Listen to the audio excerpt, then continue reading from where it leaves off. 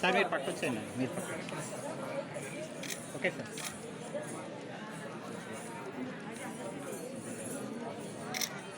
Okay sir.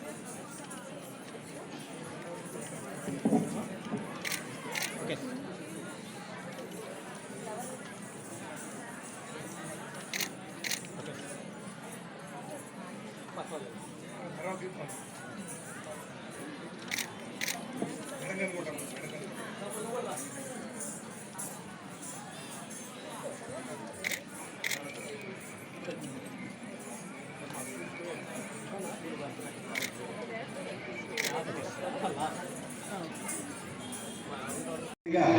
మీరు వారి మెసేజ్ని తీసుకొని మంచి క్రీడాకారులుగా భవిష్యత్తులో ఎదగాలని మన పాఠశాలకి, అదేవిధంగా మీ యొక్క పాఠశాలలో కూడా మంచి పేరు ప్రతిష్ఠించు సార్.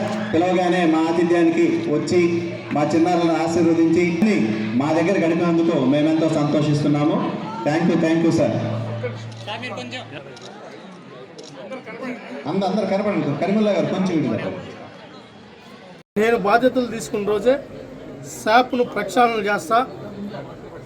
గతంలో 5 సంవత్సరాలు క్రీడలను రాజకీయ క్రీడలుగా వాడుకున్నారు. రాజకీయ ప్రచారాలకు క్రీడలు వేదిక చేయబడింది. క్రీడాకారులు ఆ విధంగా క్రీడా రంగాన్ని వాడుకోవడం జరిగింది. మీరు చూశారు ఆడుదాం ఆంధ్ర. దాని ఉద్దేశం ఏందని నేను రివ్యూ చేస్తే, స్కూల్ లెవెల్ నుంచి కదా గేమ్స్ పెట్టాల్సింది, మీరెందుకు 17 సంవత్సరాలు మించిన వాళ్ళకి ఆడుదాం ఆంధ్రలో భాగస్వామ్యం కల్పించారంటే, సార్ ఈ రాష్ట్ర ప్రభుత్వ ఆలోచన, చంద్రబాబు నాయుడు గారి ఆలోచన స్కూల్ లెవెల్ నుంచి డెవలప్ చేయాలని. అప్పుడున్న ప్రభుత్వం మీరు ఈ లెవెల్ నుంచి అయితే మాకు అనవసరం, మాకు ఉపయోగం లేదు, మాకు 17 సంవత్సరాల నుంచి ఏ గేములు ఆడించగలుగుతారో, ఏం ఆట ఆడగలుగుతారో వాటినే పెట్టండి. ఎందుకంటే ఆ 17 సంవత్సరాలు దాటిన తర్వాత వాళ్ళు ఓటర్లుగా ఉంటారు.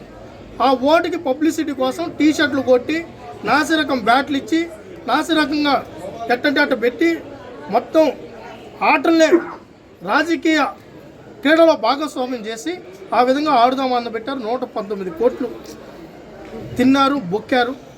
దాని మీద ఇప్పటికే సిఐడికి లేఖ రాయడం జరిగింది, వినతి పత్రం ఇవ్వడం జరిగింది. సిఐడి డిపార్ట్మెంట్ వారు కూడా స్పోర్ట్స్ అథారిటీకి వచ్చి దానికి కావాల్సిన ఆధారాలు కూడా తీసుకొని రావడం జరిగింది.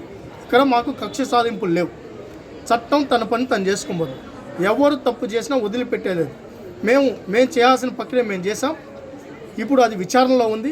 దాని మించి నేను మాట్లాడితే అధికార పార్టీగా మేమేదో దాన్ని రాజకీయంగా మేము ప్రోత్సహిస్తున్నాం, వాళ్ళ మీద కక్ష సాధిస్తున్నారనే మాట వస్తుంది. కాబట్టి మేము చేయాల్సింది, ముఖ్యంగా నేను చేయాల్సింది ఏమి చేయాలో అది అన్నీ చేసేసా.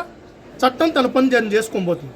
దాంతోపాటు గతంలో క్రీడలను సర్వనాశనం చేసింది స్పోర్ట్స్ అథారిటీ. ఆ చైర్మన్ ఉన్నాడో లేడో తెలియదు. చాలామందికి చైర్మన్ అంటే ఎవడో కూడా తెలియదు. అసలు ఏ క్రీడ ఎప్పుడు ఆడారో తెలియదు, ఏ క్రీడాకారుని ప్రోత్సహించారో తెలీదు, ఏ క్రీడాకారుని అభివృద్ధి చేశారో తెలీదు. ఒక లెక్క లేదు, ఒక పక్క లేదు. ఆ విధంగా గతంలో స్పోర్ట్స్ అథారిటీ పనిచేయడం జరిగింది. వాటన్నిటిని చెక్ పెడుతూ ఒక పద్ధతి ప్రకారం ఇట్లా పాలసీని తీసుకొని వచ్చాం.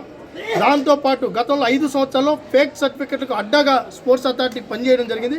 వాటిని కూడా చెక్ పెట్టడానికి డిజిటల్ యాప్ను తీసుకొని వచ్చి, డీజీ లాకర్ సిస్టమ్ తీసుకొని వచ్చి, పిల్లల ఆధార్ కార్డును దాంట్లో అప్లోడ్ చేసి, ఏ పిల్లలు ఏ గేమ్లో స్టార్ట్ అయ్యారు, ఎక్కడ ఎండ్ అయ్యారు, నేషనల్లో ఎండ్ అయ్యారా, ఏషియన్ గేమ్లో ఎండ్ అయ్యారా, లేకపోతే ఖేలో ఇండియా గేమ్స్ వరకు వెళ్ళారా, స్కూల్ గేమ్స్ లెవెల్ వరకు వెళ్ళారా, ఎక్కడ ఎండ్ అయితే అక్కడ వరకు వాళ్ళ సర్టిఫికెట్ కూడా ఇష్యూ చేయడం జరుగుతుంది.